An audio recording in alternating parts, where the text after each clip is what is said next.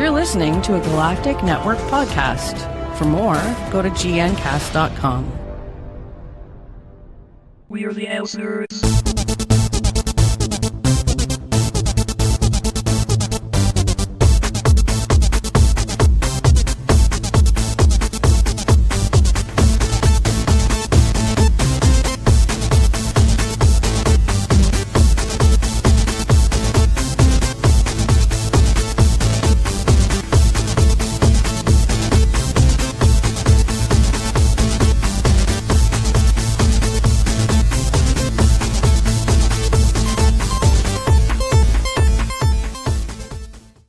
Tell me if you think this is a sound theory that I have, game plan for Wonder Woman, because I'm seeing a lot of advertisements, which usually scares me, because usually if a movie is heavily advertised before, like leading up to the movie, it usually means it sucks, at least in my opinion. So would you think it'd be safe to wait a week and see what, like Tom Merritt, like the people that we trust say?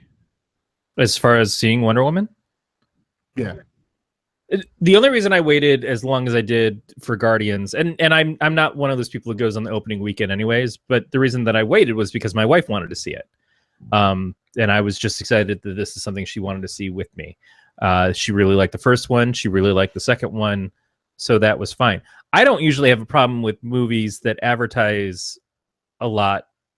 And I mean, one of the criticisms of Wonder Woman's advertising campaign was that they weren't advertising at all up until just now. But I think part of that may have been because they didn't want to compete with the advertisements that people are going to have with Guardians. Mm-hmm. So put your budget into when it's going to have more impact. My concerns is always when they emphasize reviews in the ad as opposed to showing scenes in the movie, when they're just like, and here's what this person from a paper that you've never heard of because it's in some faraway fucking land said about it. That's always my concern, because it's like you see this really big review and it's like 2 words from the review, and then you see this little tiny name on your 55-inch screen and you're going, I think that if that's what you're pressing for, and you can't get an actual like big name review or even just like a fucking newspaper or website like BuzzFeed or something, if you can't get them to say good things about it for your blurb, then there's probably something wrong.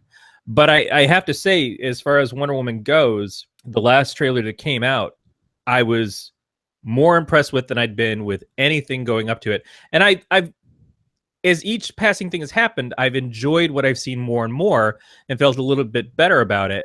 But this most recent trailer, it was fun. It introduced far more of her personality than I think we've seen in the other ones leading up to it. It's been a lot of Steve Trevor cracking jokes and Etta Candy definitely delivering on the comedy stuff, but not enough of Diana's personality or who she is or why she's Wonder Woman or why she's there. And that's been frustrating to me, because it feels like, oh, well, then it's not really Wonder Woman's movie. It's these other characters. It's like, it felt a little bit like Judge Dredd, where they kept emphasizing everything that Rob Schneider had to say, because you're not getting the greatest Stallone out of this. Yeah. I really want Wonder Woman to succeed. I think we as fans, especially female characters, empowered characters, but one of the Trinity, we need Wonder Woman to succeed. DC and Warner definitely needs Wonder Woman to succeed, because they can't keep saying, oh, well, we've learned lessons from the last film, or we've learned lessons from the last 2 films, or now we've learned lessons from the last 3 films, but we're getting it right now. No, at some point you have to actually get it right. And so this film needs to be good. And there's a lot of talk right now because Justice League just went back for reshoots. And people are saying, oh, they're redoing the whole film. That's a really bad sign. It's like, well, they've done that for the last couple of films. They do that for a lot of movies, but they don't make as big of a deal out of it. But with DC Lord of the or Rings with Warner, absolutely, all things have reshoots, and I don't think that's unusual. I don't think it's something to get worried about. I just think that we already have such a distrust of what Warner's done.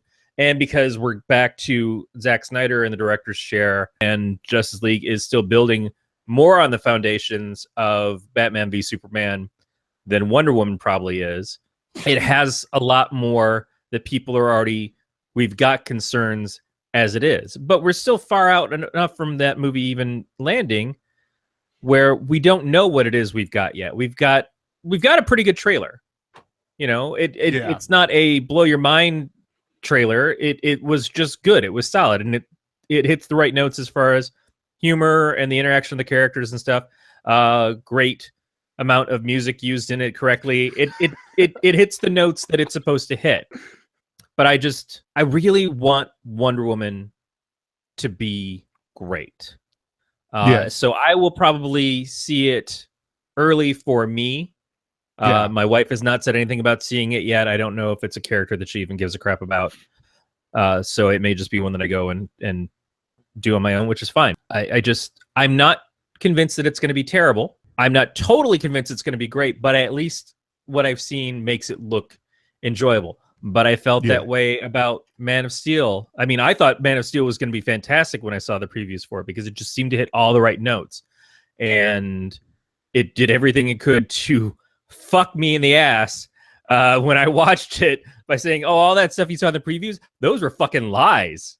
That was just really well edited to make it seem like a good movie when it's just shit. I'm hoping that they don't have that kind of skill in their editing room for the trailers for Wonder Woman because it looks pretty good. On that note, we will begin our show. But first off, I'll say hello to Garly Bear and Brandon. So yeah, I'll start us off here. Hello and welcome to the ElseNerds, a production of Galactic Network. I'm Gregor Sprague, and joining me is Corey Scott. For all info on this show, including show notes, subscription links, and more, you can go to ElseNerds.com. And for other Galactic Network programs, you can go to gncast.com. If you're watching this live or the unedited version, we tend to shoot our mouth off and without thinking, which means we will both swear and spoil things. So you have been warned. And sometimes we do a pre-show without thinking about, like, maybe this needs to make it into the actual program. I'm not, as you were talking, I'm sitting there going, all right, two different versions are going out. just trim all that stuff and put it at the end. Just make it the end of the show. But so, Corey, how you doing, sir? I'm good. You know, I've had kind of a tough week. I was well, let's be frank. Wait, hold on. Can I guess? Did you have a press conference planned out and then your boss decided or let you go, but he didn't tell you? No, it was worse than that because I got this part-time job where I was gardening and I couldn't fucking finish the hedges because some asshole was standing there the whole fucking time. And it just, like, dude, like, some of us have a fucking life that we have to get back to, and I recognize the fact you're probably looking for a place to shit. You got that look on your face like you're shitting right now. So let me do my fucking job, man. In this economy, it's not like I'm gonna get healthcare. So it's just see, I what I hope, this is my hope for that little bit, was that I guessed what you were going to say and you're like, guess what, motherfucker? You'll never know. You'll never know. I know. And I'm gonna go ahead and think that because that just makes my world feel so much better and all that. But yeah, I mean, I'm doing good on my end. Just living the dream of working at Target Mobile and Target Tech and spending all the time there. But light at the end of the tunnel, next week I am going up north to the northern Michigan and all that stuff, and it should be fun. Oh yeah, be cold. But colder than where you're at. But you're in the better time of the year for it. It shouldn't be horribly bad. Yeah. We're talking about going up to, and ladies and gentlemen, welcome to a segment I like to call Places Only Michigan People Will Know About. I'll go up to Pictured Rocks, and then Tuquamanon Falls again. Both, like, I've never been to Pictured Rocks, but Tuquamanon Falls is so beautiful up there. I'll have to be on the lookout on my Snapchat because I'll probably Snapchat some of the stuff, like the nature-y stuff, when I'm up there. And hopefully I know we'll get to it at the end of the show, but you want to give people your Snapchat to follow? Are you not at that Gregor on Snapchat as well, or are you? I think I am. I'm not 100%. It's been weird for me because I took I closed off from social media for a little while. Gregor 1942. Sorry, Gregor 1942. I closed off from social media a couple months back and took about a month or so off from Facebook and Twitter and all of the stuff that I could. And then I have opened myself back to those things, but I haven't put any of them on my phone. Yeah. And so it's tough because it's not so much that I miss scrolling through that stuff on my phone itself. It's the fact that because I don't have the apps on there, it's very difficult for me to share a picture. If I take a picture and I want to upload it to Instagram to share it to other people or Facebook, whatever, it's a much different process. Like I basically have to be on my computer and open it up in Google Photos because I've got all my stuff backed up through that, and then download it and then upload it into it that way. And it kind of makes you change how you share things, which is probably good. I'm such an oversharer as it is, and I know that the stuff, especially my photo stuff, there's not a lot interesting. I've got like 97% is pictures of my cats. You want to see interesting stuff, look at my wife's Instagram. She's very pretty, and she's got all her great art. That's how my Instagram was for a little bit. It was, and my camera roll. I don't have an iPhone. My gallery on my phone it's pictures and videos of my niece, like just from the times where I'm there. Like the last thing I took a picture of, because everything else, like I took a picture because I bought ink yesterday for the printer at work, so I had to do this thing with goddamn Concur website thing to get reimbursed for it, and so I took a picture, but I deleted the picture afterwards. So I'm like, I don't need this. But a video that I recorded, which didn't turn out when I wanted, because it's like she knew and she wasn't looking at me, but she's like, "Oh, Unk's recording. I'm not going to do this anymore." But my sister was mowing her yard last week, and I was watching my niece, and she's with the the corn popper thing. You push and it goes pop pop pop pop pop pop pop as you're pushing. Oh yeah. She was doing that, like mom's pushing. Oh, she's pushing, and she's going right with mom, like she's mowing the patio and all that. I tried to record it, and it's like, and she's just sitting there like, damn it, be adorable. And that's the thing is kids are one of those things where I couldn't close off my social media. My mom would kill me if we had kids and I wasn't posting pictures and videos all the time. It's not so much that my life is boring. It is, but it's more that I don't have a lot of inspiration of like, oh, I've just seen this beautiful landscape. I'm not seeing any landscapes. I'm in a fucking office all day, and then I come home to my chair, and then it's just like, here's pictures of cats on my crotch, because that's how I live. It's just I'm one big human pillow. Same here. So let's get into some news. Speaking of big fat pillows, Thanks for Gently, Dirk Gently season 2 is a thing, and they have already added a lot of people to this cast. A lot of people that have had success, have had some not success, but they've added John Hannah, who you will know as oh god, I am blanking on his name, but he was in Agents of S.H.I.E.L.D. He played the guy who created Ada. Amanda Walsh, who was in New Girl, and not New Girl, Alan Lost Tudyk, Girl. Lost Girl, one of those girl shows. Alan Tudyk, who you might know as the punchline to the joke, how does a reaver clean its spear, from Firefly, yeah. And then he was also on the recently canceled TV show Powerless. We'll get to the some of that stuff in a future episode. Losing Powerless is also left in a hole in some people's hearts. Yes. And then Alex Pujanovic from War of the Planet of the Apes have all signed on. And so I'm going to real quickly go through the characters, starting with Alan Tudyk. He will play Mr. Priest. And have you read the Dirk Gently books?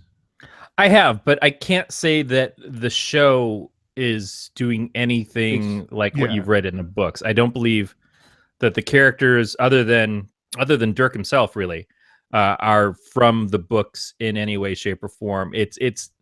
I'm not sure if it's so much a reinvention of what the books are, or if it's a continuation of the story from the books, or what. I think that the comic series was going to be doing something that we were going to bridge from the books to the show. But then the comic series got canceled. The comic series was taking the if you're talking about Salmon of Doubt, it was taking the parts that were finished of Salmon of Doubt and wrap that up. I don't know if it was. They were planning on doing something past that, and it didn't go any further. So let's start with Alan Tudyk. He'll be playing Mr. Priest, a ruthless, dangerous, and violent bounty hunter working for Blackwing. And they give the credits of he worked in Rogue One where he played K2SO, Firefly where he played Wash, and then Powerless. And oh hey, it tells you who he's rep by because it's the Hollywood Reporter, and they always do that. Hannah is set to play the Mage, a powerful wizard who takes great pleasure in doing evil and seeking to conquer a world not his own. And he is the one who played the dude from Agents of S.H.I.E.L.D. And he was in the Mummy movies. He was also in, was it 4 Weddings and a Funeral, where he gives he does the thing about his significant other died, and he gives this beautiful sort of poetic speech about him at one of the funerals. It's awe-striking. It is one of those things that will just make you cry. Anytime I think of him, that's always the first thing I go to. Even with the Mummy movies and other stuff he's done, it's just that scene always kind of like comes back to me. He's a very good actor, and it's so weird that we recognize him from these very Americanized genre type things, but that's not really what he came from, and it's cool that we get to see him wind up in some other fun stuff like this. Yeah. Walsh will portray Susie Boriton, an unassuming, insecure, depressed soccer mom who is selected for an unexpected role by the Mage and gradually reveals her true, terrifying self to our heroes. And then Patrinovic, the last one, rounds out the group as Weiger Oak, a dominating enforcer for the Deng Damer royal family. He's been in Van Helsing, Supernatural, and all that. And apparently Tyler Labine is going to be a part of this, which I didn't know. Which I guess we missed. And Tyler Labine had been in Tucker and Dale versus Evil with Alan Tudyk, which is great to see them get to do a reunion, and I hope it leads to a sequel of that movie at some point. We've been hoping for that for a long time, and I haven't seen Labine in a lot of stuff recently. It seemed like he kept getting shows that kept getting canceled. Not that Tudyk's any stranger to that either, but the last show he had that I knew of was Deadbeat, that was on Hulu, but then I think it got canceled, or they went on one more season, either where he was with Cal Penn or something along those lines. I don't remember what it was exactly. I've always liked him since seeing him in Reaper, and it was one of those, like, you see him in, and he was in Con Man season 2. He had a small part in one of the episodes for Con Man, which is great because that means more stuff with Tudyk. Yeah, and I mean and he's in Super Troopers 2 apparently. Now, with the amount of characters that they're introducing, and with the descriptions of some of them, I kind of wonder. We know that Samuel Barnett as Dirk Gently and Elijah Wood as Todd Brotzman are coming back, but I wonder if we're going to get a continuation with some of the other characters we got from the first season, like Hannah Marks's character, who is Todd's sister Amanda, Fiona Dourif, who I really liked as the kind of like crazy person who had some similarities to Dirk Gently, came from sort of a similar experimental thing and is chasing him down the whole time and couldn't be. She was indestructible because of her mission. And the Farrah Black character, which was Jade Etchley, I liked all of those characters, and I guess I shouldn't expect them to come back in the next season because they do want to try to bring in and invent a new story. But I'll be disappointed if we don't see at least some follow-up with them, because they were all really great, and the actresses who played them were really great. Also in the first season we had, and I didn't expect him to come back, but we had Julian McMahon was kind of like the surprise. You didn't recognize who it was until like they really wanted you to, but he was kind of a big deal. Like, oh, I didn't expect Julian McMahon to be in this. And then he was a great part of it, but he wasn't, they didn't have him steal stuff away from everybody else. Yeah, this is where I'm not going to lie, and I'm going to say this on air again, and I know I'm a bad person, but I still need to finish the first season of Dirk Gently. Yeah, and I don't have a big issue with that, because I do think that it probably plays better all in a row. It's a short series. It was only 8 episodes. And getting it all at once, you'll feel a little bit more of you won't be as confused each week when you come back and need to get the refresher. I think I was at episode 5 or 6, I think, when I had fallen behind, and then seen it, which I sort of took this wind out of the sails. Like the week that it ended, it was out on Target on DVD. I'm like, wait, what? And they did this with the PBS series Victoria. They actually released it before it finished on PBS, and I was like, wait, that doesn't make sense. But whatever, that's besides the point. So I am looking forward to going back and catching up before, because this is what I did with Into the Badlands. Actually, the same thing is I missed out on a few of the episodes, so I ended up rewatching some of the episodes, partially because I didn't know exactly where I left off, but then more as a wrap up, like a refresher, and then just started doing season 2, and I've been watching it. Like, I might have gotten one episode behind and then watched both on like the previous episode and the current episode that's next Sunday. And so I'll probably end up doing something like that with it. I kind of feel bad because I'm pretty sure I got further in Iron Fist, which I still have not finished, but I think I got further in Iron Fist than I did into the Badlands. And I think it's strictly because Iron Fist ties into the Defenders and the whole Marvel Universe thing. Into the Badlands, I got frustrated with the writing and some of the characterization on the show. I certainly didn't like the teenage boy that it became all about. But the fight scenes were so good. It was so inventive that I enjoyed it for that. And whereas Iron Fist, I feel like it's got neither of those things. Yeah. No, that's the big thing is like Into the Badlands. Like I enjoy for what it is Iron Fist, but it's like when you have a show like Into the Badlands where the fight scenes are so incredible. Like they got me with rewatching some of the scenes or some of the episodes from the first season, and they're doing wire work martial arts on loose rock. I'm like, yeah, how the fuck did they not break an ankle? Like, if I were to have tried any of these things, it'd have been like, ah, like I'm letting out the girliest of screams as my ankle is shattered. Well, I'm gonna let you in a little secret. They have had some training, and they are in just a bit better shape than you and I are. Hey, round is a shape. Round is a shape. But no, I mean, honestly, all in all, I am excited. See a lot of donuts with broken ankles, I guess. Yeah. I am excited for this, and there will be a 10-episode second season of Dirk Gently's Holistic Detective Agency, premiering later this year on BBC America. On to the second news story, and this is that Jeff Johns and Gary Frank are reunite for the DC/Watchmen crossover Doomsday Clock.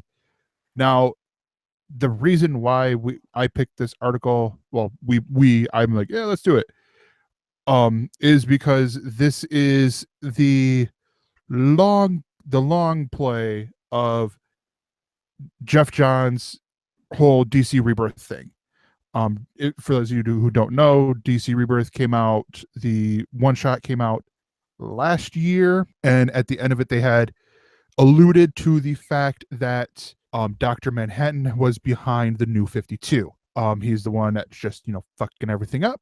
And no, who fucked everything up was the people who made the New 52, and Rebirth was basically to try to fix that shit. Let's be real here.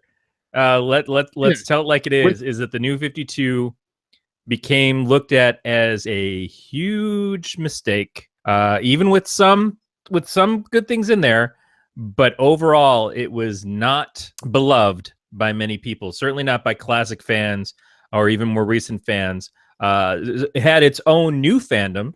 Certainly had people who came into the New 52 when it started and felt attached to the characters the way they were and liked the romance between Superman and Wonder Woman and liked some of the things they did. But many people stopped reading the DC books. And there was a lot of things that were just strange. Like they could not figure out what the story was, the history of Bart Allen or Tim Drake or most of the Titans in general. They just kept going back and forth trying to fix things. There was Lobo, but then later on it turned out he wasn't really Lobo. There was Phobo that came out, and I assume there was eventually a Bobo and no Hobo. It was a lot of mess. When Crisis on Infinite Earths happened back in the mid 80s, they had a similar problem that affected the Legion of Superheroes, because the Legion of Superheroes didn't work anymore because it was always based around there being a Superboy to inspire them. And now there wasn't a Superboy. They cleared that out with John Byrne's Man of Steel series. So it took some years of doing. It took until I think they finally got to around Zero Hour, which is another crossover years later, to get the Legion to make a degree of sense again. With the New 52, they didn't do any of that. They just screwed it all up. So now what Rebirth did, and there was that miniseries crossover thing that happened for a couple of months that kind of like led to some of the stuff that happened in Rebirth. Cataclysm? Am I remembering that right? Cataclysm was Marvel. Okay, what was DC's Conjunction Junction? Convergence? Cockholster? Convergence, yes. So DC had 2 months where not they Donald Trump. Convergence. It's not anti-gay, it's anti-Trump. What Convergence kind of said, okay, so the old universe as it existed, here's what happened with some of those characters. And that's kind of where they stole Superman and Lois and their son Jonathan from that to then reintroduce them into the DC universe with Rebirth, and then combine and get rid of the New 52 Superman and the New 52 Lois Lane overall. And then they kind of wiped out the whole continuity of Superman ever dating Wonder Woman and a bunch of other stuff that just didn't work. People wanted their classic Superman. And it's like, yeah, we're going to bring you back classic Superman and classic Lois. We're also going to give him a kid for some reason. So there's still some, like, now both their two biggest characters in the DC universe have preteen children. That's a little different from what they were saying, which is we don't want our characters to age. And now it's like, yeah, they've aged, they've got kids, which is total opposite of what Marvel would allow to happen to Spider-Man, which is its own fucking mess. So Rebirth, and in Rebirth, one of the things they started introducing, like you said, was the Watchmen connection. This idea that there's a Mr. Oz that we all presume is Ozymandias from Watchmen. There are references to Dr. Manhattan and the Watchmen button, which you are reading the buttons crossover right now between Flash and Batman, which also deals a little bit with Flashpoint, as I understand it.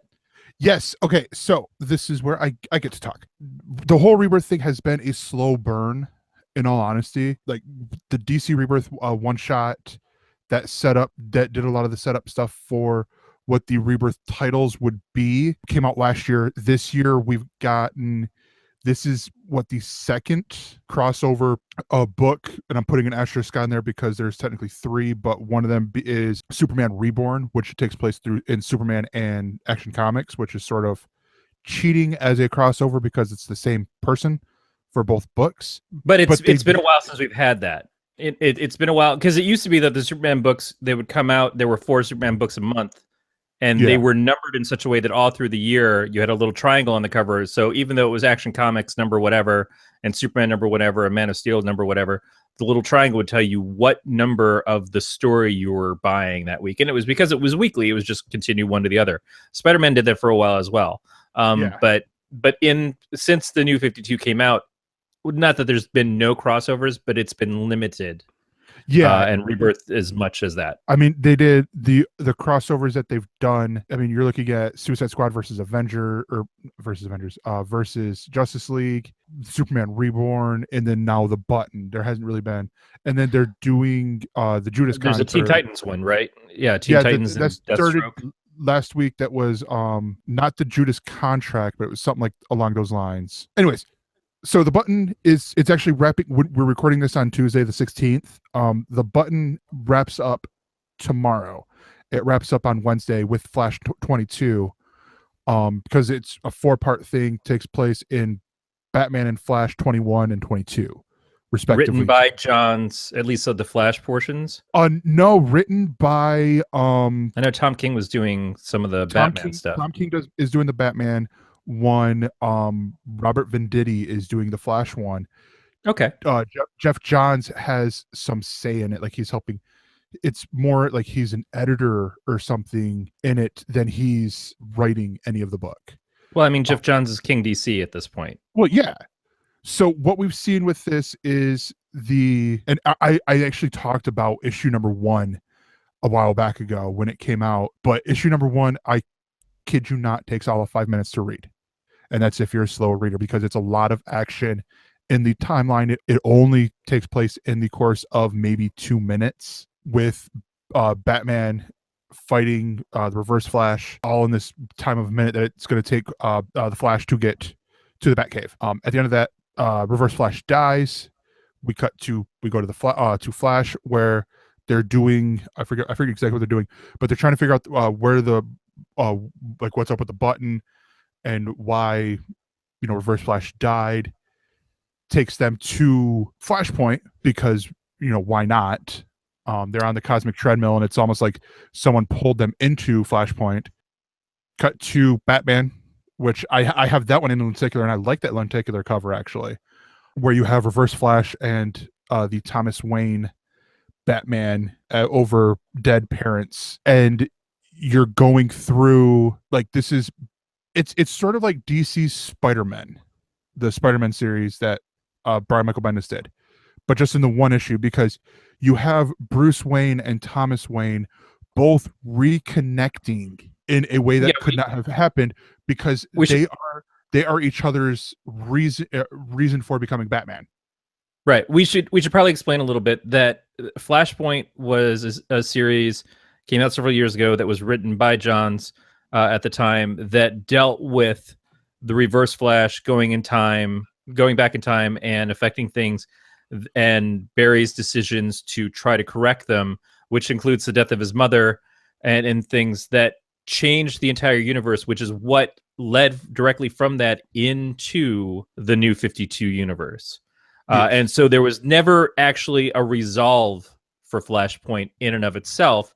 It's like Flashpoint happens, and here's the new DC universe as you know it from this, which I don't even think was even the plan of Flashpoint at the time that they were plotting it. And it kind of became, hey, we're going to relaunch all the DC books, so have Flashpoint lead into that. Some have argued, who may be in the know or not, that Jeff Johns didn't really like that, both for his story and for the direction of the New 52, how it happened and why he wasn't a bigger part of it when it happened. Yeah, and so with that issue 22 of Batman, that does sort of serve as, in my opinion, that would serve as the ending of Flashpoint, because it does sort of put on that nice little bow to that whole thing. Cut to Flash 22. I don't know, I haven't read it yet, but in there at the end of it, they have a 4-page epilogue that will be the preview to Doomsday Clock, which comes out in November of this year of 2017. And we do not know how long the miniseries is going to be, but they're billing it as Superman versus Dr. Manhattan and the conflict between optimism and pessimism. There's a lot of rumors going on with this. Some of the things is they focus on the button itself, the Watchmen button, and as they kind of hone in on it, we see the blood change from red to blue, and as we zoom in and then start to zoom back out, we see it actually become the S symbol from Superman's chest.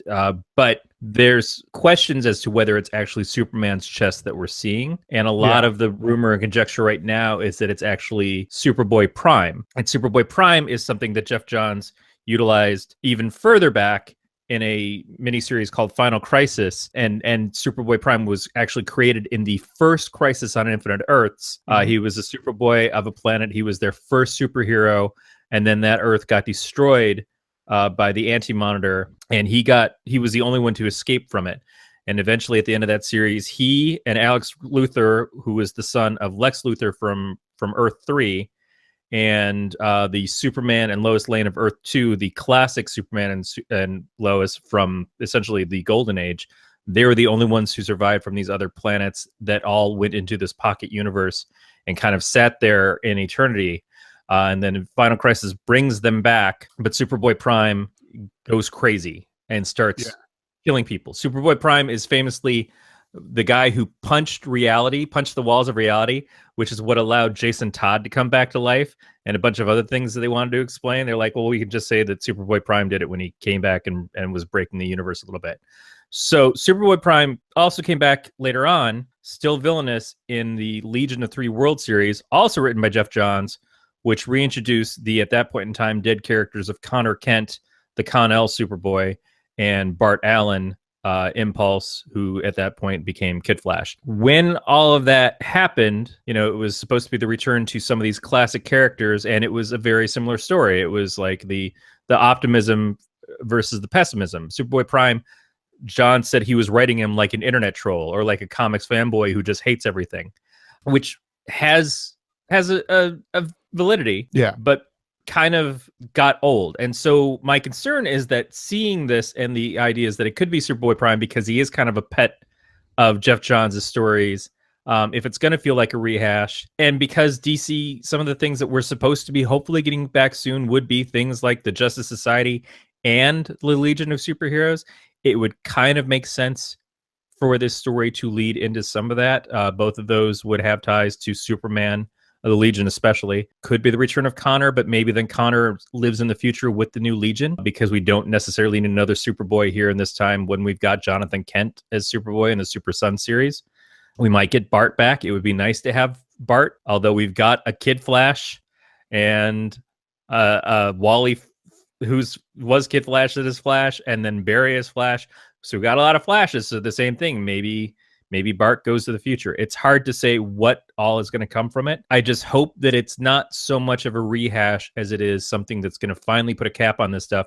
Yeah. Because a lot of what Jeff Johns does, it feels like we've done it before, and he is the writer who likes to take the universe and fix the holes that other people have made. But in a lot of cases right now, this is holes that he was involved in making. Yeah. It may be because it wasn't his choice. It may be because Dan DiDio and Jim Lee were trying to go in a different direction with Universe, which was perfectly within their rights to do because they're also editors of the company, and they were trying to control some of the creative vision for it at that time. But whatever the case is, right now, people are pretty happy with the state of the Superman books as they are. Yeah. So seeing how this pays off, it's got a lot more weighing on it than I think fixing the New 52 Superman did. The New 52 Superman, a lot of people just did not enjoy. It was directionless. We know that there was points in time where one writer had no idea what the other writer was doing and kept having his stories changed at the last second. It was rudderless for a while. It did get better towards the end, but correcting all of that to make the classic Superman return seems to have worked for the Superman books in particular. So it's important to not wreck that right now when people are actually kind of happy. Yeah. No, definitely. I mean, for me, you when you would say, you know, there were people who enjoyed the New 52 Superman, that's me. That's the Superman I came in on, is that one. And, you know, I agree, you know, with the whole, you know, talking about one talking about, you know, one writing something and then having to have it changed because someone else, Grant Morrison, is using Superman and is also writing a Superman book, and they're in the same timeline but different stages in the timeline, and Grant Morrison sort of trumps it because one is Grant Morrison, but two, his is before the other one, and it's just sort of like a whole mess. But where it did start to get good was with Greg Pak writing it, actually. He was writing, I believe it was Action Comics towards the end, and it was the powerless Superman. It was, you know, the Superman who you see him wearing jeans and a t-shirt, and, you know, he has his cape torn, wrapped around his hands, and he's, you know, doing the best he can with the, not all the power stripped away, but it's very... It was very toned minimal. down power-wise. Yeah. Yeah. It was sort of like Smallville Superman could have beaten him at this point. It seemed to me closer to where Superman started. Superman didn't fly when he first arrived. He leapt tall buildings in a single bound. Superman's powers escalated over time as they introduced all these other characters. It's like, well, we always have to keep Superman as the most powerful. And I feel like trying to keep edging them up and giving them more powers and abilities and stuff makes the stakes harder to match that. So you always have to have world-shattering events to actually make the story have any tension. So I like a less powerful Superman. I don't like him to not be Superman, but I certainly like a Superman where, you know, you punch him not as a human, but as another strong character, and he's going to recognize that. He's going to feel it, and he's going to have to come at it not just from a place of I'm invulnerable so I can do whatever I need to, but I have to think through this problem, not just solve the issues with my fists. So, but I definitely think Johns is the kind of creator who gets that, who has definitely done some good takes with Superman and the other characters before. I just want to make sure that He's not looking at it as I've done Green Lantern Rebirth and I've done Flash Rebirth, and now we've had the Superman Rebirth, but I want to rebirth them the way that I want to. And I just want him to come at it as, let's start telling the stories as the stories again, and not try to always change or fix the continuity. Because I felt that when they did Rebirth, I wasn't interested in the Watchmen stuff. I wasn't interested in introducing those characters. First of all, I still think it's kind of a ham-fisted way to jerk Alan Moore around, because it's like, really, Watchmen can go away at this point. No new Watchmen material is ever going to measure up to the original Watchmen material by Moore and Gibbons at this point, because they're not coming back to do it. I don't believe anybody has a story to tell with those characters that is going to impact even close to what that original series did. So why do we have to keep hammering on it? It's not like it's been 40 years of Watchmen books and we had one really great story, and so we're always trying to get back to that. It's different than Superman and Batman and all those characters that have just continued to exist all along. Watchmen was one great story and was always meant to be one great story. So the need to involve them in the rest of the DC universe seems about as bad idea to me as the need to involve the Wildstorm characters in the mainstream DC universe, which we saw with the New 52 did not work. All those characters wound up going away, and now they're back in a Wildstorm universe again. With the exception of the ones who did work. Midnighter is still in the DC universe, and Apollo came over. But Midnighter and Apollo are not like Midnighter and Apollo really were before that. They're not the characters as they were in Wildstorm before, because they're just copies of Batman and Superman, which is what they were played at in the first place. Yeah. So they exist, but they're still not the same. Not to say they're not telling really good stories with Midnighter, especially. They've done great stuff with.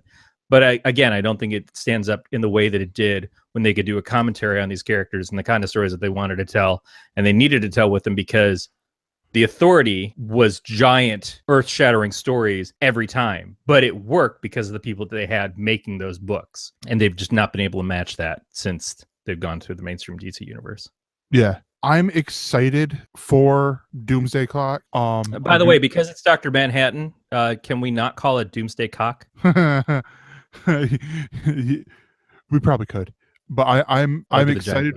Yeah, I'm excited for it. At the same time, it's one of those, I'm questioning the reasoning behind it being so long in between telling us. Like, if this was DC from 5-10 years ago, we would have had an explanation and be working on the new way we're going to fuck up the place, not like sort of deal. But now it just seems like we're going to take our time telling the story. And Jeff wants to tell the story, so we're going to give it to him to be the one to tell it and stuff like that. I mean, it just seems weird to me. Well, I mean, part of it too, though, is probably because Jeff is so busy in so many things that are outside of the actual comics these days, that when he comes in, and they're not going to say no to Jeff Johns that he wants to do a special project, and especially when he wants to do something as big and as seemingly important as what this story is. But it is one of those things that we have to realize that his schedule, he's probably making more of his money doing stuff in the Hollywood section than he is in the print section. You know what he's not working on right now? Writing a goddamn Batman movie. No, nobody seems to be writing a goddamn Batman movie. But we're not going to talk about that next. No, we're going to talk about more television news, and that is the Roseanne revival has been confirmed for ABC with the full cast returning as well. This is including Sarah Chalke, who replaced Leslie Goranson as Becky, and then got replaced back by Leslie Goranson. Now, the show ran from 88 to, when did it end? It was like 94 or something like that? I think it was later than that. I think I was actually in California when it finished. It was 1997. Yeah. And so the interesting part with this show is, the fact that they've got everyone of the main cast or the full cast is returning, which I believe would include Johnny Galecki. He is not mentioned in the article, but Laurie Metcalf is, who is another one of his co-stars from another show.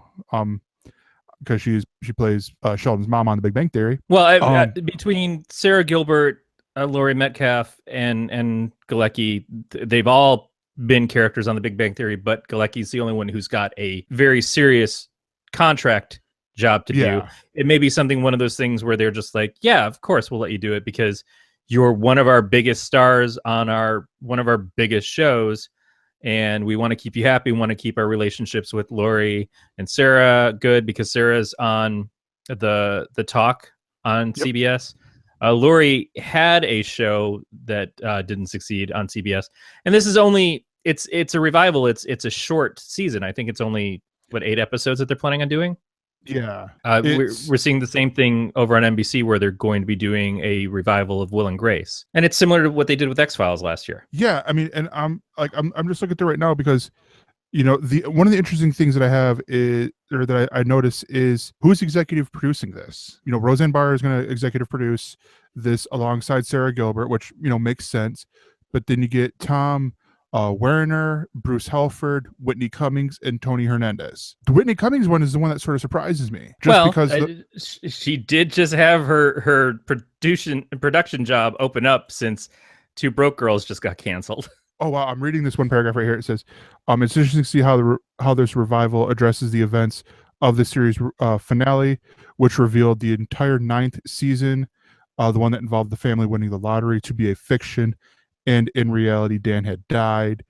That finale also introduced the concept that the show was actually Roseanne's writing. So that's another hurdle to cross in bringing the show back to the air. This is an interesting thing, conundrum that the show has, and I think with everyone's, you know, we got Will and Grace coming back. We've got, you know, the X-Files have come back. 24, Prison Break. A lot of shows are coming back and doing revivals or, you know, reunions and stuff like that. But when you get shows that wrote themselves a nice happy bow, or a bow on, or a very miserable bow in the case of Roseanne, yeah, but they've wrapped it up to where there really isn't anywhere that they could go, do you almost think that they shouldn't come back? Well, in the case of Will and Grace, they actually flash forwarded to the future for them. We saw their kids. We saw something that obviously they're not going to be referencing, I believe, in the new series. And with Roseanne, at best, what they could do is make it do a Bobby Ewing in the shower. You know, it was all a terrible, terrible dream. Or she's Stephen Moffat. You know, she's the one who tells us that Dan's dead. She's the one who tells us the whole last season wasn't real. It's all her voiceover that's saying that. So then she just says, haha, I lied. Because I wrote this, I can tell you whatever I want, and you have to believe it because I'm just a bitch. I don't think that matters as much. What's more interesting to me is that TV is at this point, much in the way that films are, is that doing something new is not getting the returns that they want. It's harder to come up with new concepts. It's hard to come up with new shows and make them successful. So we've been seeing remakes. We've been seeing things like the MacGyver remake and a lot of other things that have been doing this. I think that these are a little different because it's meant to be a short run. It's meant to be an appointment viewing thing. Yeah, we're only going to get your eyes for 8 weeks, but while you're in there for that 8 weeks, maybe you'll check out the show that follows this on the network, and maybe you'll get hooked in that. Maybe you'll see commercials for some of the other stuff that ABC has. And ABC, I didn't realize this, is right now in 4th place as far as viewership goes on the main networks. That's very surprising to me, but yeah. I kind of get it. It's just, so yes, we're trying to steal you back with something that you're familiar with. We're trying to get back these viewers who've given up mainstream TV maybe because they don't like any of the new stuff. We have a lot of shows that have just recently been announced as canceled, and then later get uncanceled. Well, yeah, and then they'll get. I mean, look at Family Guy.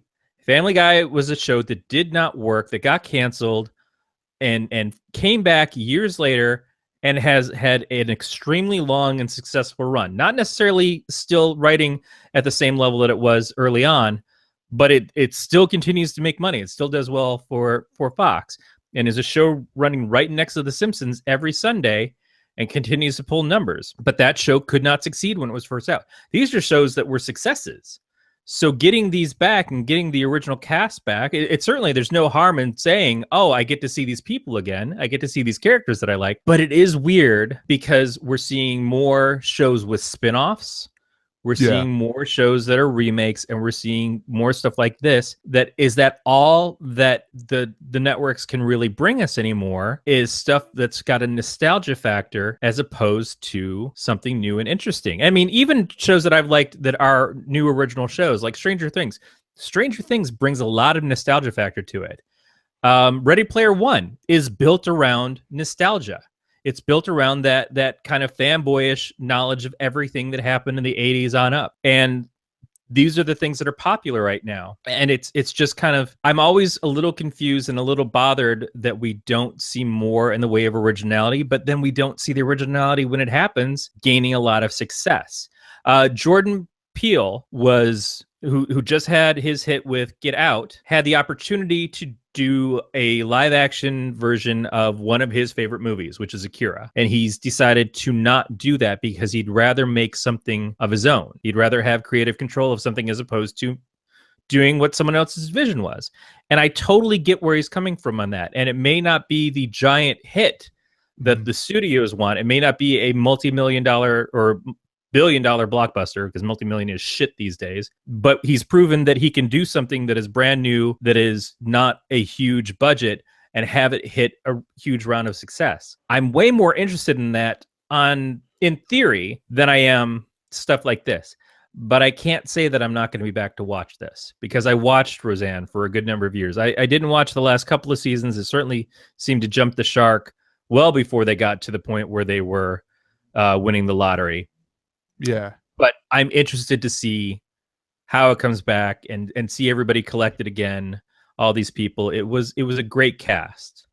So interestingly enough, and I'm going to say this and I'm probably going to move on because more that could be said will be said when we get to our ElseWords. But I was never the biggest fan of Roseanne.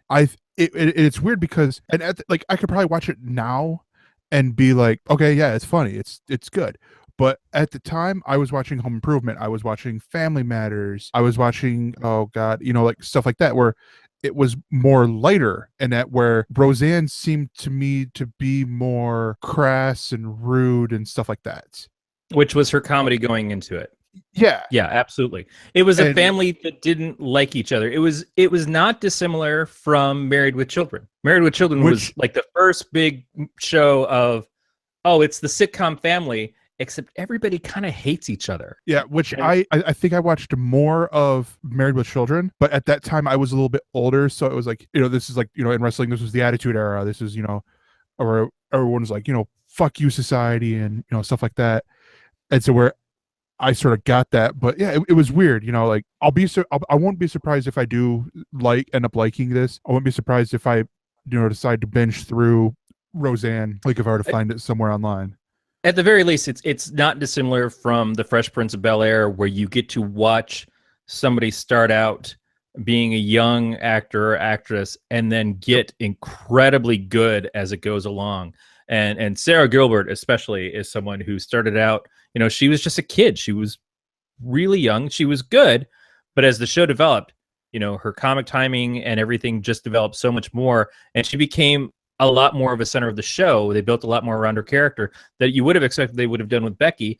Part of it was probably because Lacey disappeared for a little while and then they had to replace her. But in general, people identified with Darlene. Yeah. People identified with Darlene so much that she became a character in the Max comic series, essentially.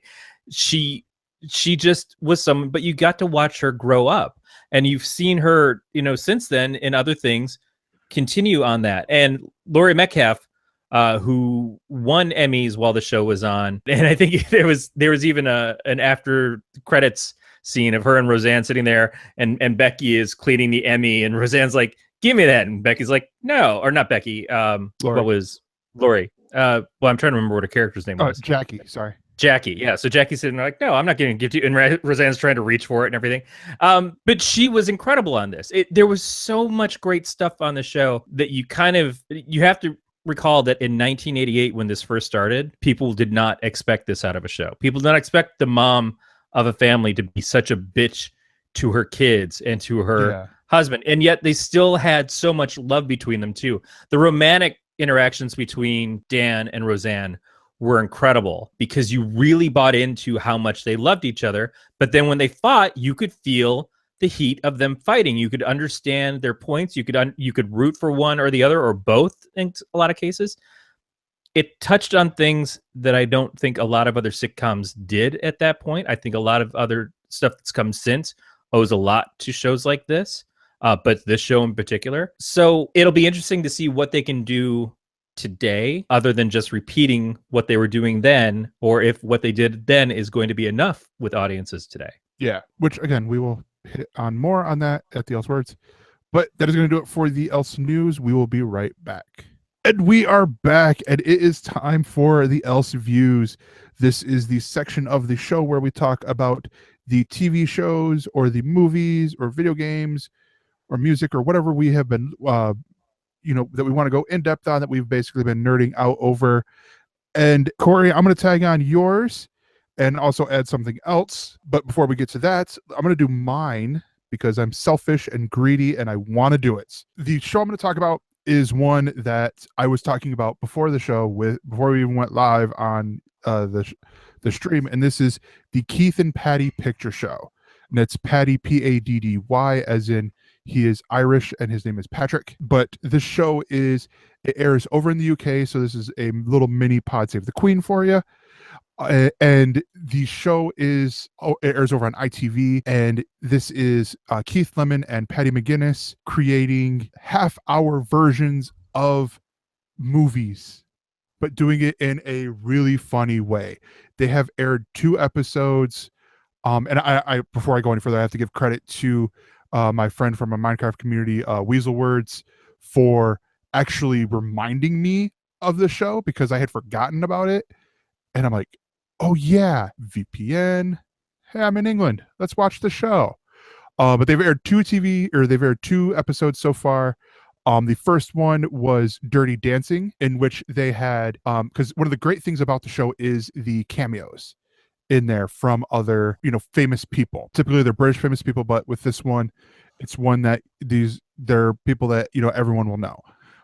So for Dirty Dancing, they had John Barrowman come in as the choreographer, because they talked about and gave some interesting facts. Like, I didn't realize with Dirty Dancing that they had never come up with the Dirty Dancing dance until they had brought Kenny Ortega in there, and he got the Patrick Swayze, and I'm blanking on baby's name, in a room, and then just said dance.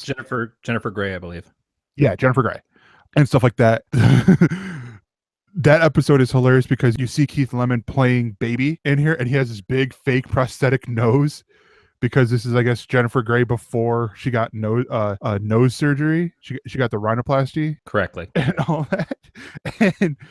And then Paddy McGuinness, who is playing Patrick Swayze. There's an article that talks about the show from themirror.co.uk where they play a clip, and it's the scene where baby and Patrick Swayze's character meet for the first time, and they pause because they'll do this thing like they'll pause, or the director will say cut when they're recreating the movie, and they go, Keith goes, so Paddy, how did you prepare yourself for the role of Patrick Swayze's character? He's like, well, I just watched the movie and I noticed that he just shook his head a lot, so you just see him in there just like, and he's wearing a wig, and like Patrick Swayze's hair, and he's sitting there shaking his head all the time like he's got Tourette's or something, and it's the funniest thing that I've seen. The second episode is Ghostbusters, and he's a professional soccer player, or former professional soccer player. Now he's a commentator, I believe, on ITV or Sky Sports for football over in the rest of the world, and named Chris Akabusi. He plays Ray Parker Jr. in the Ghostbusters one, but he keeps coming out anytime the music's playing.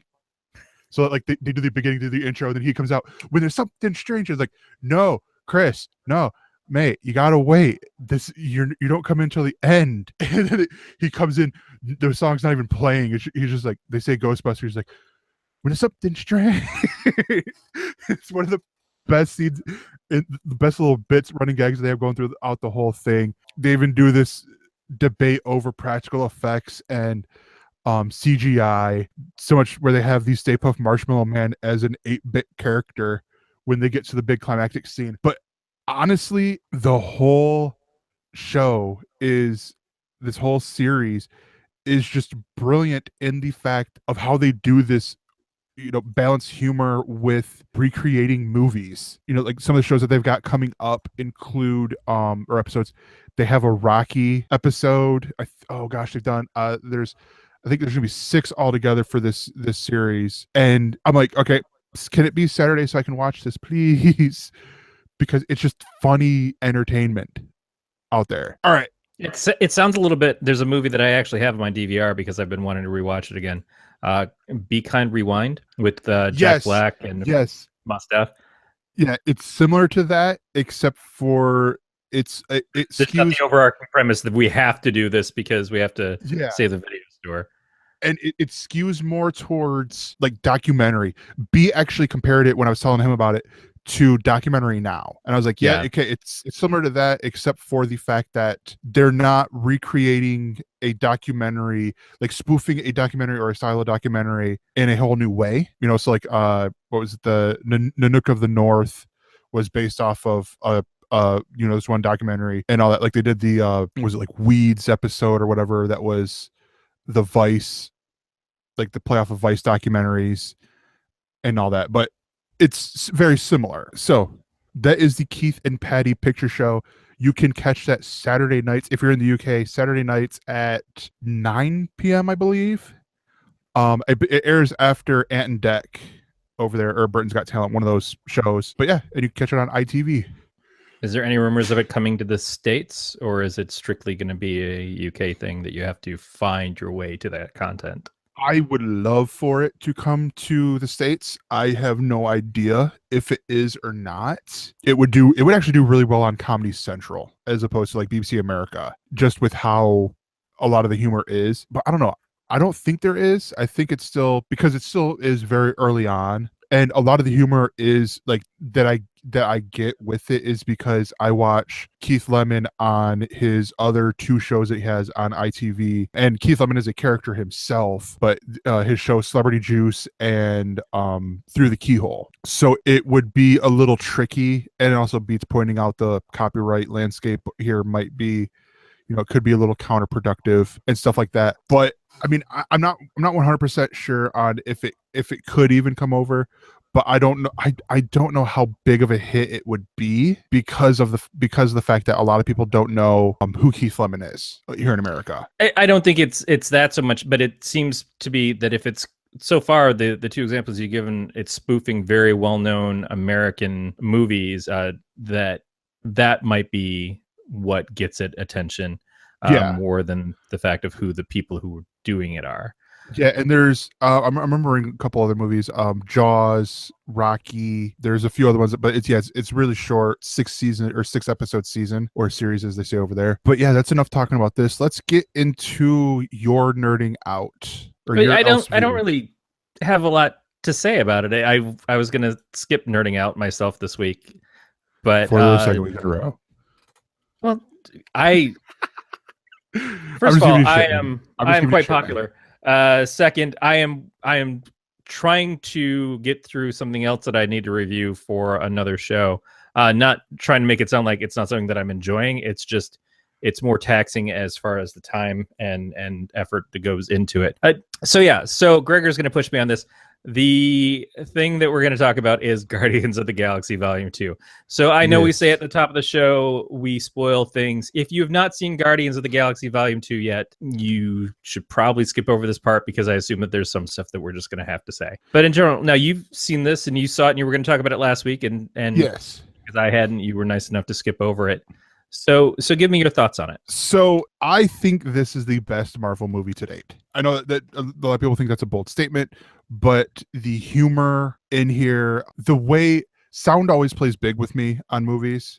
The way that the soundtrack, which I purchased, like physically bought, dead trees and oil, and purchased and was rocking out to it this week, going to and from work. And church and stuff like that, just playing songs that I made a playlist for, leading up to it and all that stuff, but they fit so well together. Like, this isn't to take away from Guardians Volume Awesome Mix Volume 1, but it feels like they had a little bit of problems getting some songs that like that James Gunn would have wanted more with Volume 1 because of how well the songs work with the story in Volume 2. Well, one of the things that I know that James said is in choosing music for Volume 2 is he went to the fans and he said on social media and other places, he's like, what songs do you think would be on Awesome Mix Volume 2? And in particular, one of the songs was a song he had never heard before. It was something that someone sent in and he had no familiarity with it at all. But he listened to it. He's like, this is actually really good. I can see a scene where this would go. I'm going to utilize this. I don't know that I necessarily agree that the songs chosen for the first one were not his first choices, or that the songs chosen for this one were because they had a bigger budget or anything. In fact, they spent less on the budget on this movie overall than they did on the first one. But a lot of that probably came down to effects and because contracts were already signed and that sort of stuff. I noticed the use of the music differently in this one than I did the first one. Some things like the openings, not the opening, but the scene where the Guardians first are shown and they're fighting the giant creature and Baby Groot plugs in the amp and does the whole dance scene, which was reminiscent of the scene in the first movie with Star-Lord doing it, except much more intense, a bigger scene and everything, and just because it was fucking adorable because it was Baby Groot.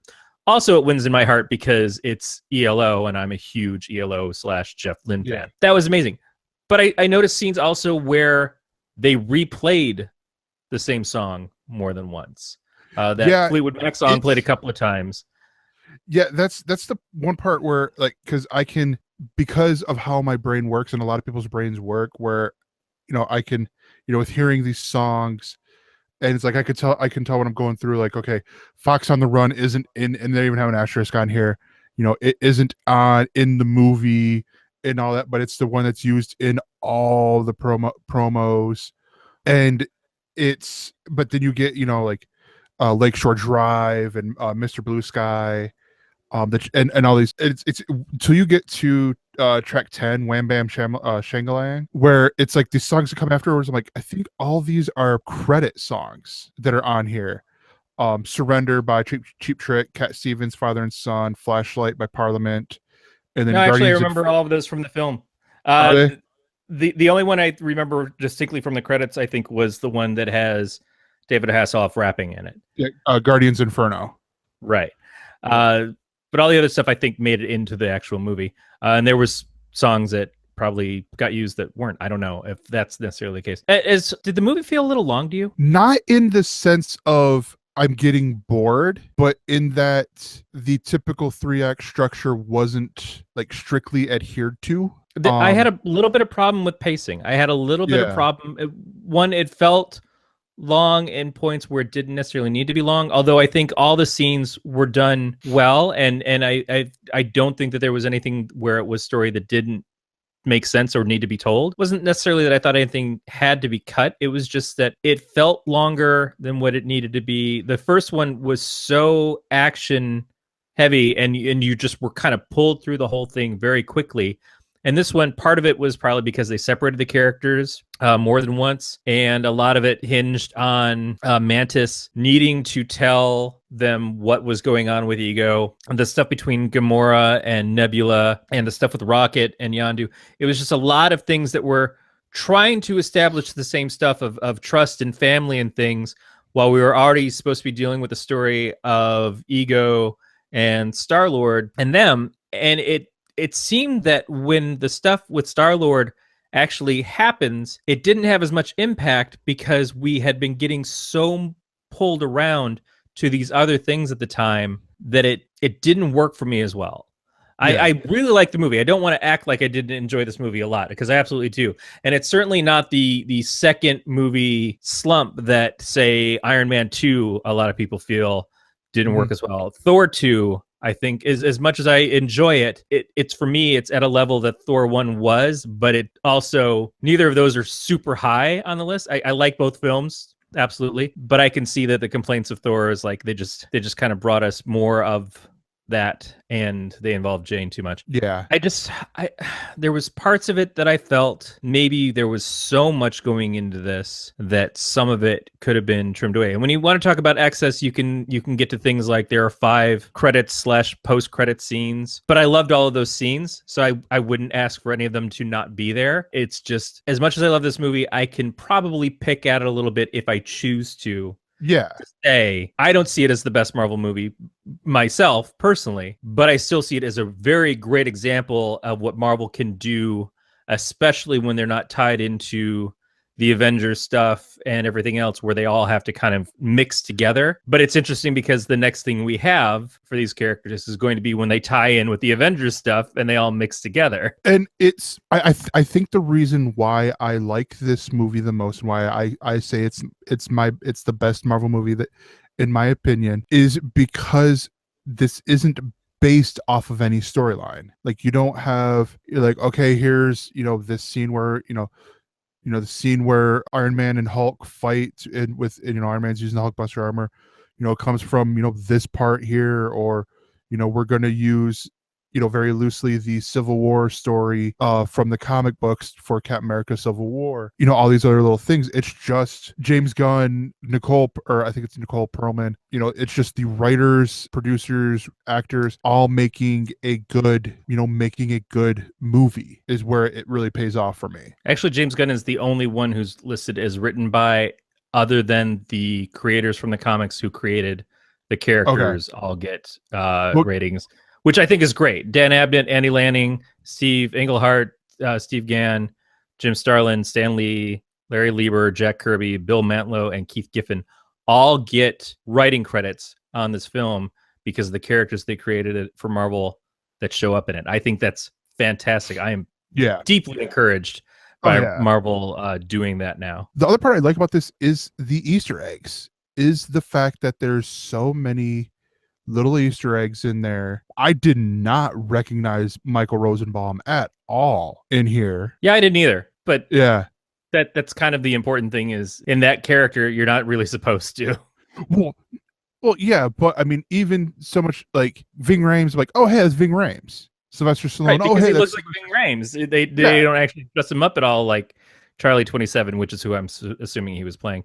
Yeah. But it's even with other characters that are in full body makeup or CG, and you hear their voices like, oh, I didn't recognize his voice either. And this is coming from a guy who was a fan of his on Smallville, was a fan of his within Pastor, watched that movie that he was in with Harlan Williams, where he played, where he cross-dressed to join a sorority, and the one dude from Seventh Heaven. And so it's like, I would have picked up on his voice, but I'm like, wait, that was Michael Rosenbaum? But yeah, I thoroughly enjoyed this movie. It also got me excited for Thor Ragnarok. I think it's partially because they played the trailer leading in. They did it at my theater.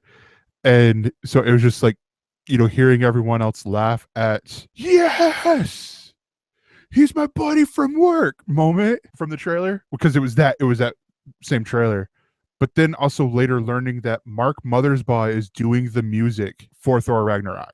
I had no idea who that is. Mark Devo. Oh, okay. He's dude from Devo. He also later did the music for Rugrats and has done other movies and stuff like that.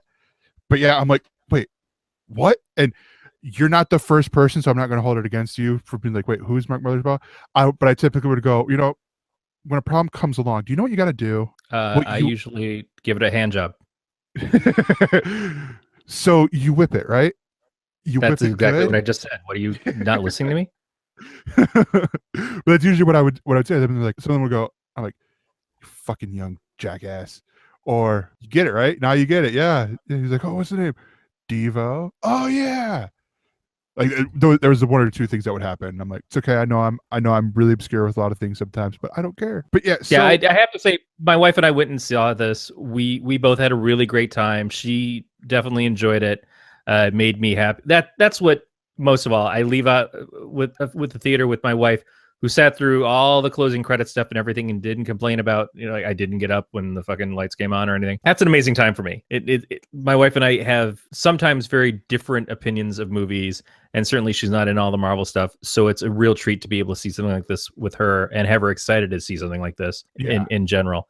It was a very good film, and I love what James Gunn has been doing, and I'm glad that he's coming back for the third one, and I hope he gets to be involved in more of the creative stuff in the Marvel Cinematic Universe overall. But I'm also glad when he's doing his own things and creating stuff that's not a part of that, because he does have creative ideas that he gets to still do, and people are going to look at him more. It's kind of like, well, once you do this big superhero movie, Sam Raimi, you get to go and do this other thing with a little bit more of a budget now than you would have had before people recognize you from this sort of stuff. Peter Jackson, Guillermo del Toro, all these people who are like, yeah, I've got my big moneymaker over here, and now I can go and make my own stuff and have a little bit more of a bump as to how much I can actually play with it. I think that's fantastic. Yes. And the final thing for me to say is I am Groot. And go buy the CD, because the CD, I really love the soundtrack. Or buy the Doritos package that plays the music. Did you see the teardown of that? No.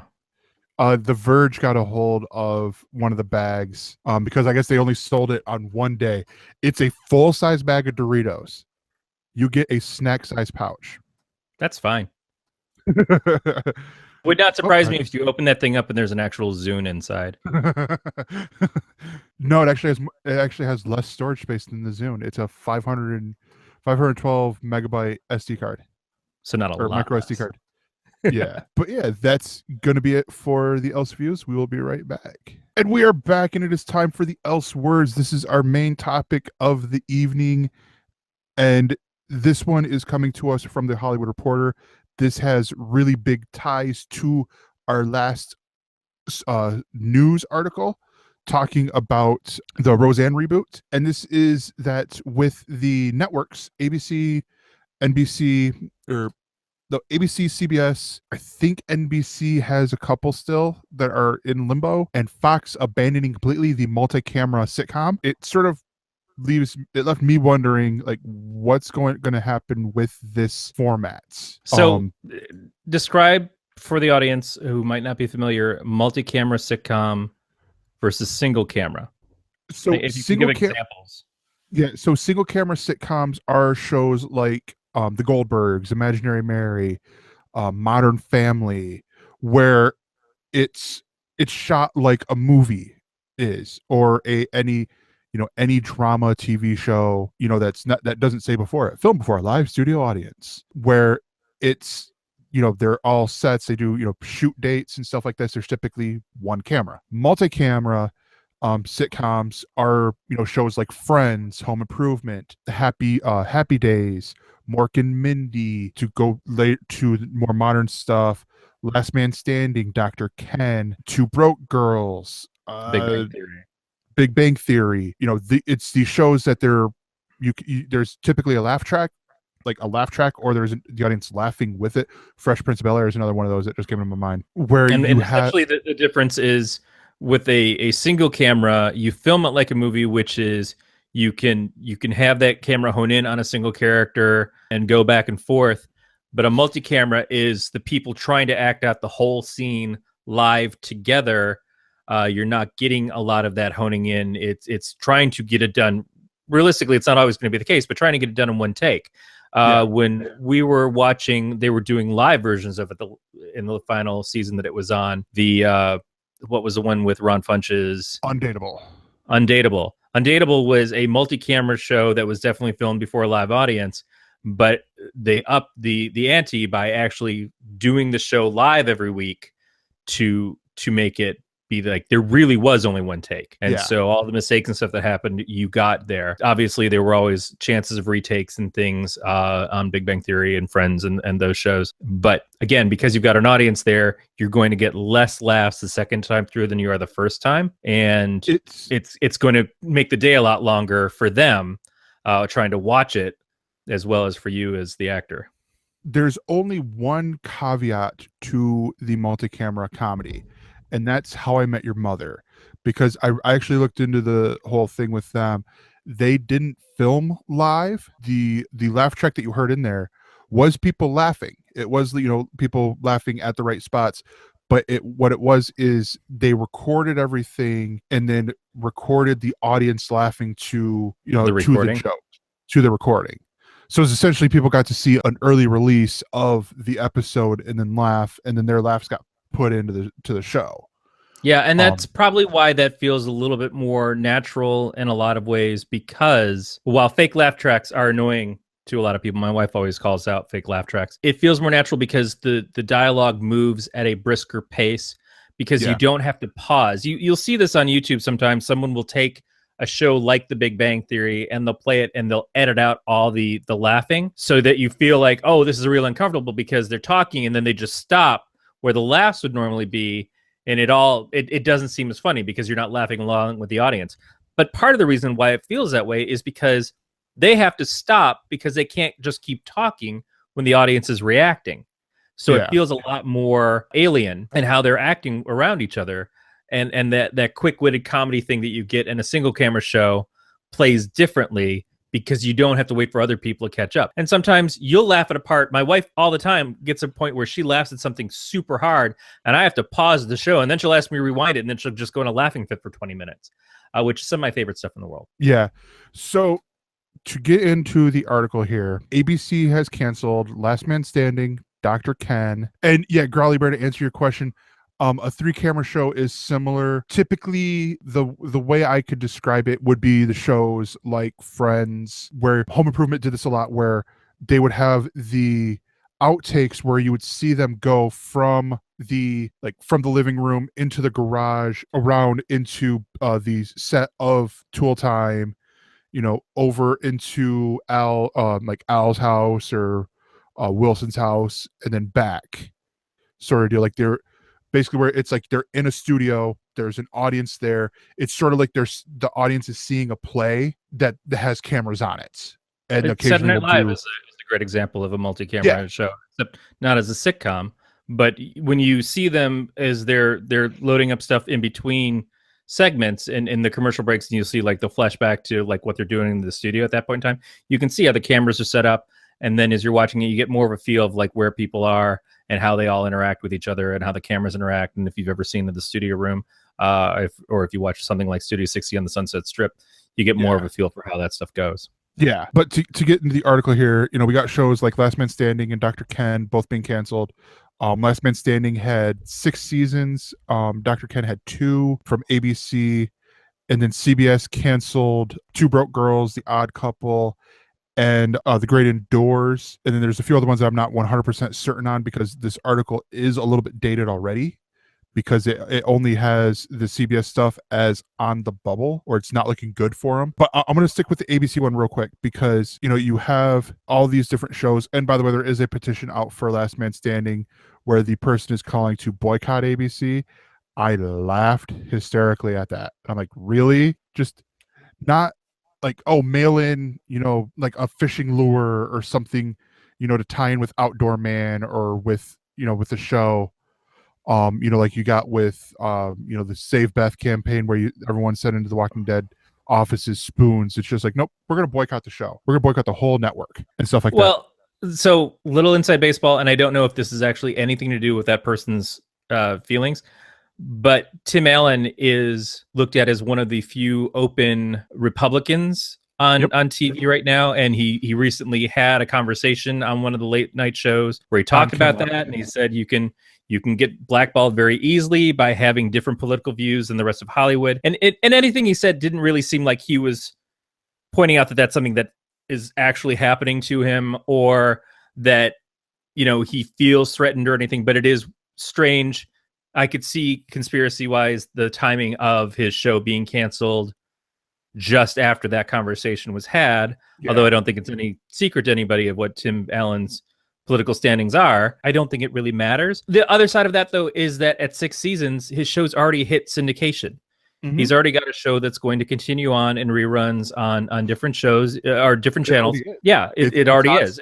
It's already on Although so is CNC. Agents of S.H.I.E.L.D. Agents of S.H.I.E.L.D. is in syndication, and they keep saying that the reason that it's getting a 5th season is because they want to get to that 100-episode thing that you usually need for syndication.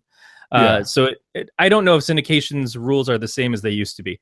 But it was 6 seasons of a show, and it may have been that if they couldn't get the success they wanted out of it and Dr. Ken together, and Dr. Ken had only been around for 2 seasons, like maybe they just were having a hard time making that hour of TV on Friday nights work.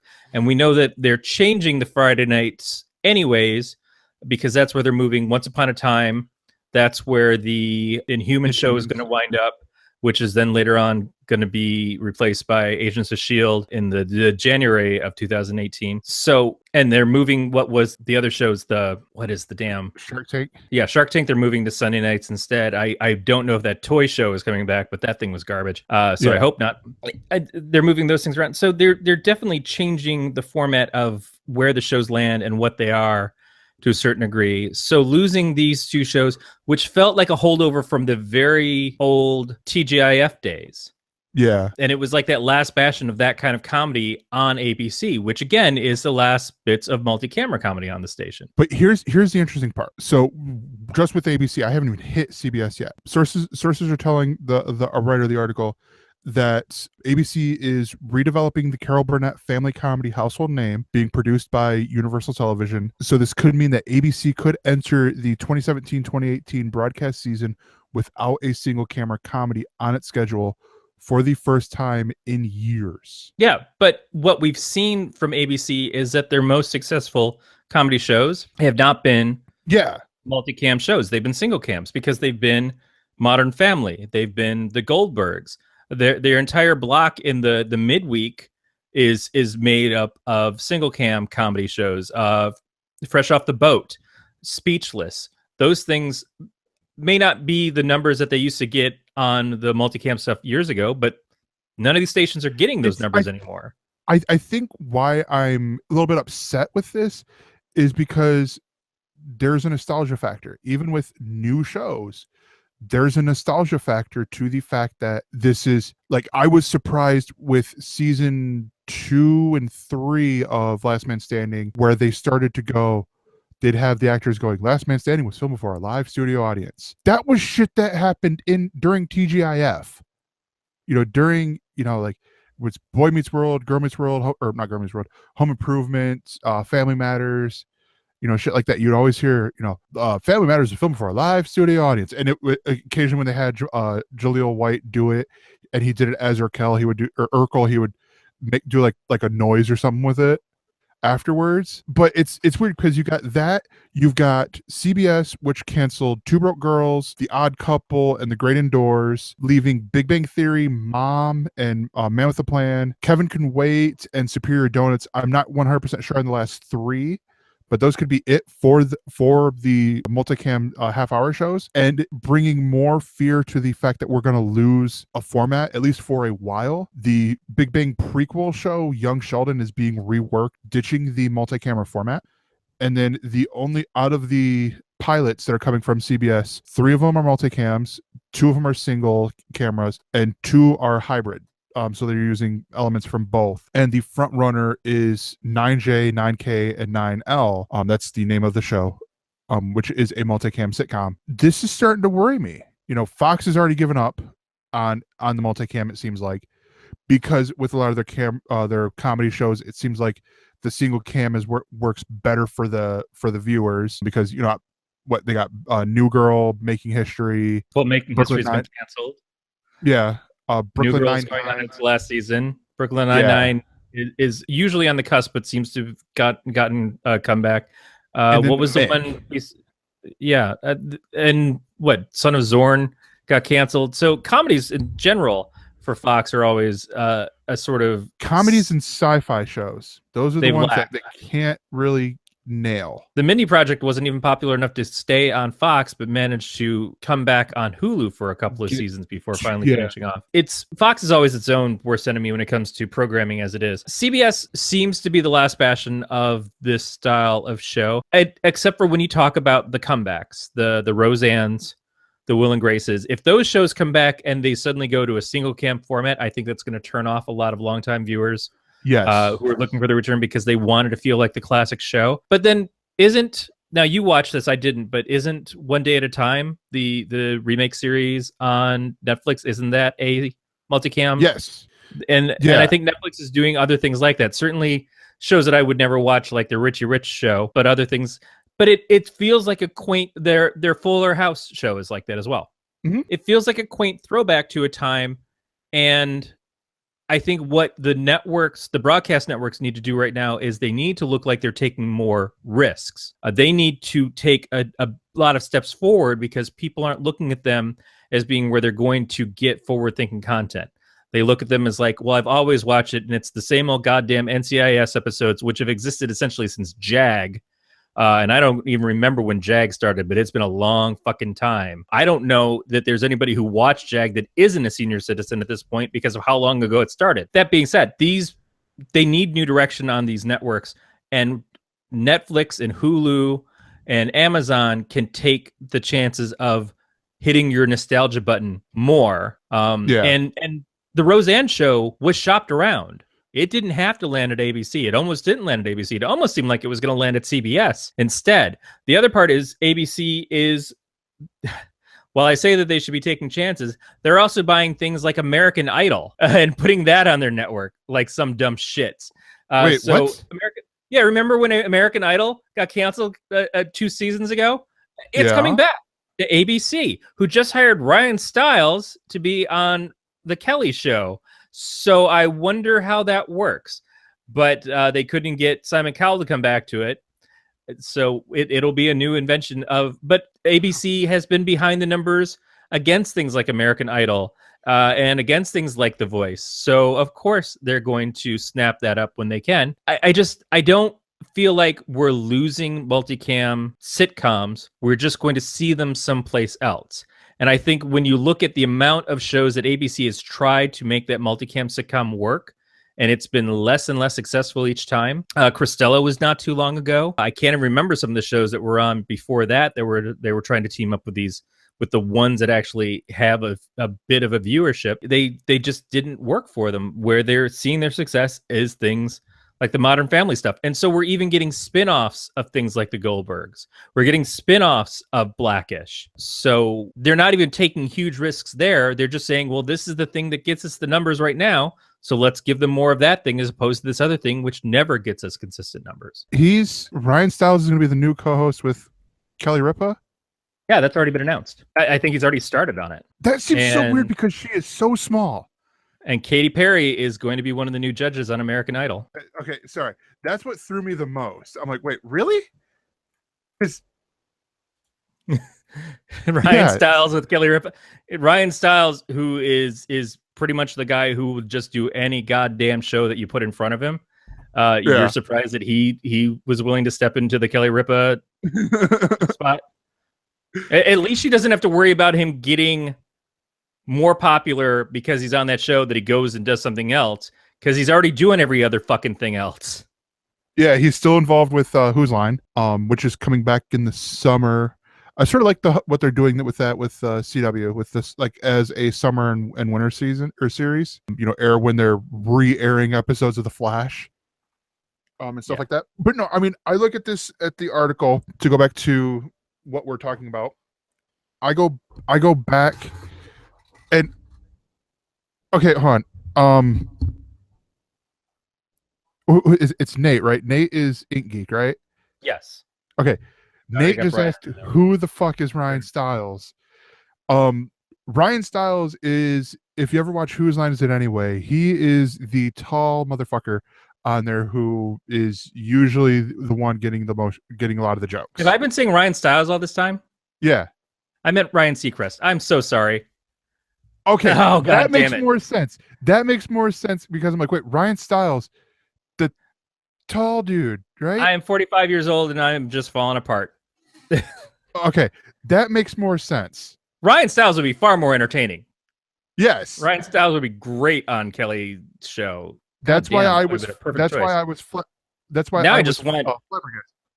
I just want. That's why I was. I was Mockery to do that show instead, and to judge American Idol. Oh, God damn it! If they did an American Idol but of improv, what those guys? Oh fuck. Oh, that would be good. Hey, people who are listening, that pitch that shit right there. Yeah, listen to me because I obviously have a non-working brain. Thanks, Nate.